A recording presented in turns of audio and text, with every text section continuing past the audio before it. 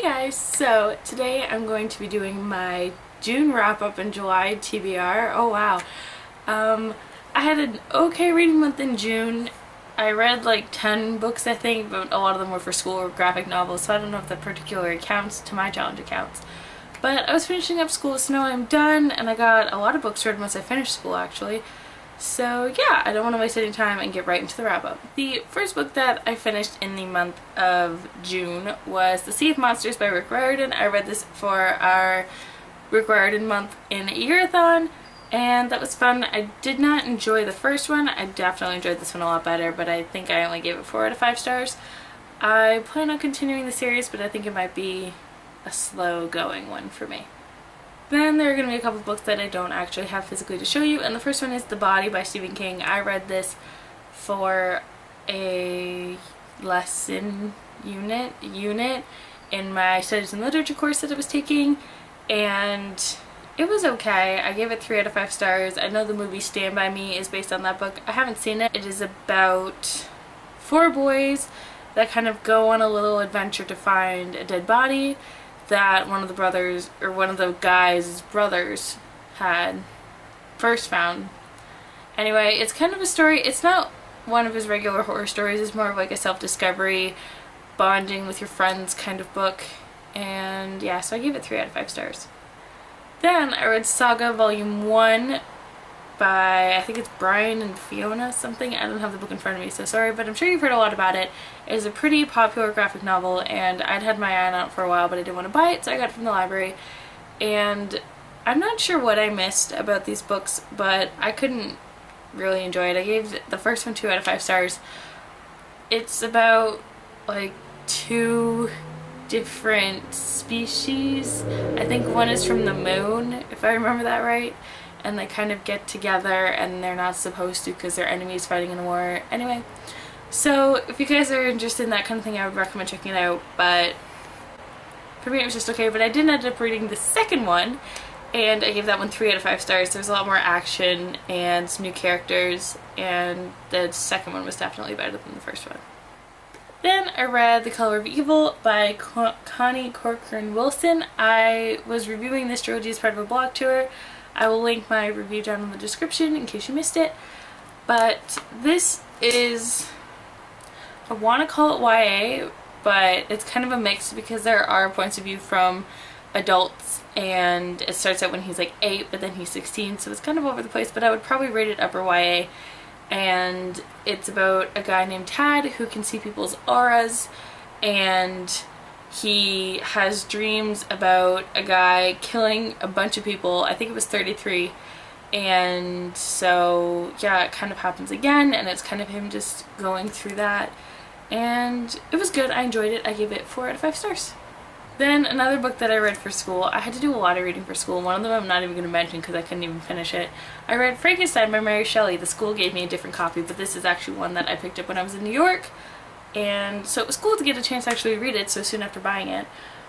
But I was not very sure what Frankenstein had been about. I thought it was very gruesome and monstery, and I genuinely thought Frankenstein had been the monster, but it's actually the name of the doctor.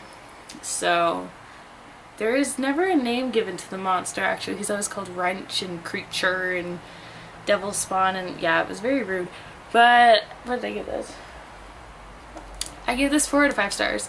So if you guys are interested, July 7th we are doing our classics readathon for a year-a-thon, so you guys should look into this one and you can join us, because I'd recommend it. It was really good. It had a lot of deeper meaning than I was expecting. Then I read Saga Volume 3, and this one went back down to just okay for me, and I gave it 2 out of 5 stars. I don't know if I'm going to read the 4th one or not. I don't think the 4th one's out. So I'm glad I picked these up from the library because they were quick reads. I read them at the gym when I went at like 1 a.m. In between my studying and homework. So it was a nice break, but I wouldn't own them. Then I read Red is for Rage and Khaki Equals Killer by Connie Corcoran Wilson again. This is the 2nd and 3rd books in the Color for Evil series, and the author told me there's actually going to be a 4th one, so that's exciting. But these were both really good. I gave them both 4 stars, so it was an overall 4-star series for me. And they're very different to anything I've read before. and I'm very excited to read the fourth one. They're quick reads. They're both about 200 pages-ish, but you just get so into the story and flies by because it's short chapters too. But again, my review will be linked down in the description if you want to know more of my thoughts. So by this point I had finished school. I finished on the 25th or the 26th or the 24th. It was a Tuesday, last Tuesday I finished. I wrote my last exam, so I've been reading like ever since, except Wednesday. I've been going to the beach and just reading by the beach. If you follow me on Instagram. So yeah, that might be why I look a little redder. But so I read Gasp by Lisa McMahon because I didn't know it had come out, and I got it from the library because this series has been kind of off and on. I enjoyed the first one. The second one was decent, but then the ending, I think it would have been better as a duology and not necessarily a trilogy. So this one was kind of predictable. So I gave it 3 out of 5 stars, and it's just another series that I finished this year. So that's kind of the only plus. Then, because I finished one series, I had to start another. So I read Wake by Amanda Hawking. This was another one I read in like a day and a bit. I also gave this one 3 stars. It seemed to kind of drag on, and I feel like some of the parts weren't necessary, and it was also kind of predictable. So this was one of my first mermaid books, and I am doing a review on this, so I will link my blog down below, so make sure you follow it so you can see it. But if you guys are interested in video reviews, let me know, because I have a lot of videos to catch up on and lots of time to fill with videos, so I can do reviews. And then the book that I'm currently reading is The Archived by Victoria Schwab. I've owned this book for quite a while, I think March of last year, and I'd heard some really good things about it, so I decided to pick it up. Keisha wants me to read Vicious, and I probably will read that next, but I've owned this one a lot longer, so I wanted to give this one a try. I'm about 8 pages in, and it hasn't got me yet, but I'm going to give it some more try, and I'm going to keep reading it, and hopefully I'll finish it soon. Then we get on to my July TBR. Like I said, I have so much time ahead of me.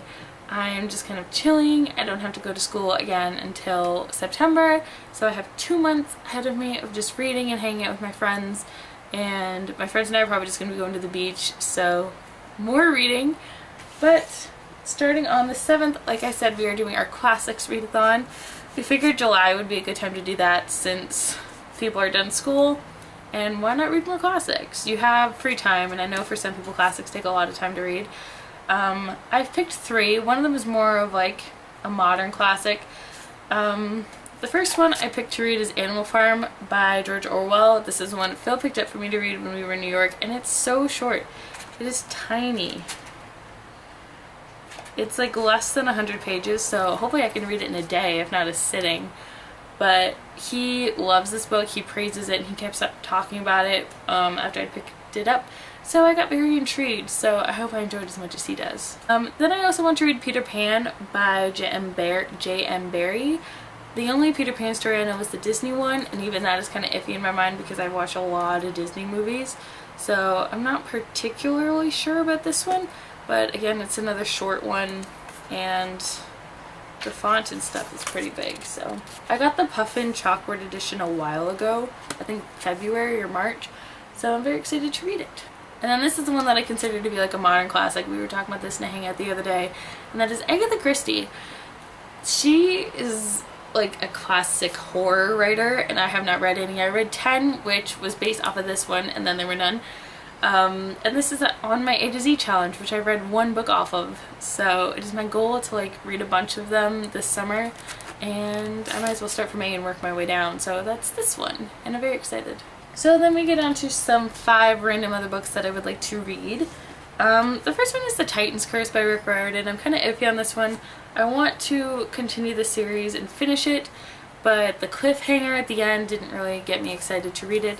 I mean, it's cool, but they're quick reads, so I'm either going to read this now or in August when we do our middle grade month, but if I read it now then I can finish the series during August, so I'm not sure. This one's an iffy. Well, this one's Peer Pressure. Vicious by V.E. Schwab. This is another one I've owned for a little while, and Keisha really wants me to read, so I probably will. We're supposed to be reading Legend together. I'm not sure if we're doing that this month or not, but you guys can go ask her. She's the one with the TBR, bigger than mine. So I know this is about 2 guys that kind of make themselves into superheroes, and I think that's very interesting, but based on the writing style so far, I'm not sure, but we'll see. And then these next books are books that I want to review, and the first one is The Genius Miracle by Jason F. Wright. I got this at BEA, and he signed it for me, and it's short, so I should be able to read this in like a sitting, so I'm not sure what it's about, but I think it'll be sad, but it's really pretty, so I look forward to getting this reviewed for you this month because I'm bringing my blog back. I'm working so hard to get reviews done on like almost everything I read. And then I want to read All Day and a Night by Alifair Burke. I think this book comes out soon, but I'm not sure. I haven't checked my calendar. But yeah, I think this is adult mystery, like another murder mystery. Yeah, so I think this will be very interesting, and I'm very excited. And then finally is Since You've Been Gone by Morgan Matson. Simon & Schuster sent this to me to review back in May, I think, but I got so busy with school that I couldn't do it. And it's picked up a lot of hype since, so I would like to read it and review it for them just because I don't like having review copies outstanding that I haven't read or reviewed. So yeah. So make sure you guys tell me down in the comments what you will be reading this month or what you read in June, and if you will be participating in our year-a-thon. We are going to be posting a poll soon of topics, probably near the end of the summer, that are going to be ideas for next year, so you guys can vote on that and see what themes you want for different months. We have some figured out already, but we love your input, so thank you for that. Thank you guys for watching. I hope you're having a great day, and I will see you tomorrow with a book haul.